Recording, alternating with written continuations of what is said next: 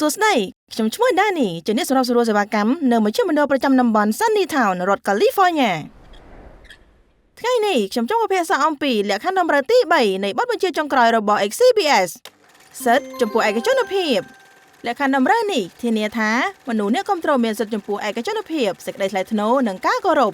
និយាយម្យ៉ាងទៀតពួកគេត្រូវមានសិទ្ធិឯកជនភាពដូចគ្នានឹងអ្នកឬខ្ញុំដែរតោះមើលថាតើវាគ្មានលើកទៅចិត្តឲ្យប្រាប់ផលិតផលអនាម័យស្ត្រីនិងចានពណ៌បៃតង M&M បានជួយវេននៅបង្រៀននាងអ្វីខ្លះអំពីសារៈសំខាន់នៃឯកជនភាពមិនអីទេនេះ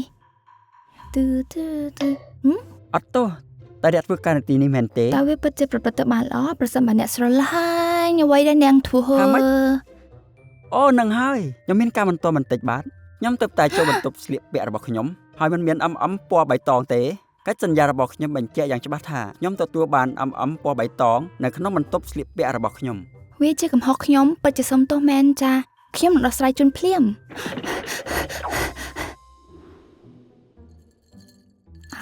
មានពណ៌បៃតងអូខេហ្នឹងហើយហេវិនូ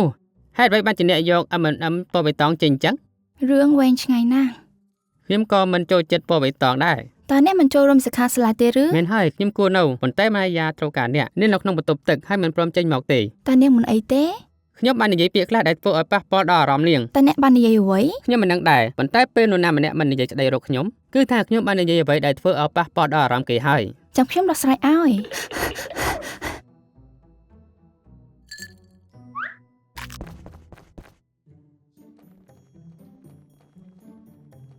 អេបងតើបងឯទៅណាហ្នឹងទៅជួយម៉ាយានោះអីអត់ទេចូលទៅសិក្ខាសាលាវិញទៅទុកកិច្ចការនេះឲ្យខ្ញុំចោះ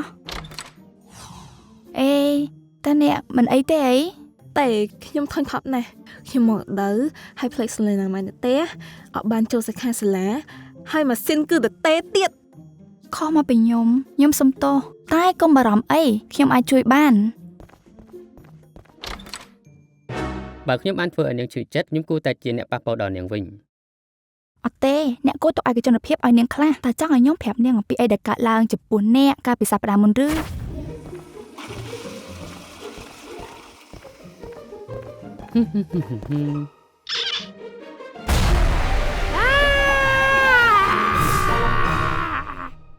កុំនិយាយពីរឿងនោះទៀតអីអញ្ចឹងត្រូវហើយអ្នកមិនអីទេឬខ្ញុំមិនអីទេអរគុណខ្ញុំគ្រាន់តែចង់ត្រឡប់ទៅសិក្ខាសាលាវិញប៉ុណ្ណោះអ្នកដឹងទេ Dex2 ព្រួយបារម្ភពីអ្នកខ្លាំងគាត់ជាមិត្តល្អម្នាក់ណាអ្នកមិនបានប្រាប់គាត់ទេ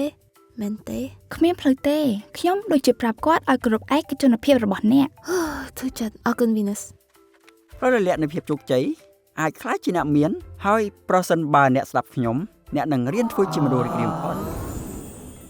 Venus បានការពារសិទ្ធិរបស់ម៉ាយាចំពោះឯកជនភាពនៅក្នុងស្ថានភាពពិបាកខ្លាំងហើយនៅក្នុងដំណើរការនេះវាបានបង្រៀន Dexter ពីសារៈសំខាន់នៃឯកជនភាពមនុស្សគ្រប់រូបមានសិទ្ធិឯកជនភាពសេចក្តីថ្លៃថ្នូរនិងការគោរពសូមចាំថាការផ្លាស់ប្ដូរដ៏មានឥទ្ធិពលធំធេងអាចចាប់ផ្ដើមពីការសន្ទនាតូចៗក្នុងនាមជាអ្នកផ្ដល់សេវាម្នាក់ការផ្ដោតទៅលើមនុស្សមានន័យថាស្ដាប់មនុស្សដែលអ្នកគាំទ្រនិងឆ្លើយតបទៅនឹងអ្វីគ្រប់យ៉ាងដែលអ្នកបានឮ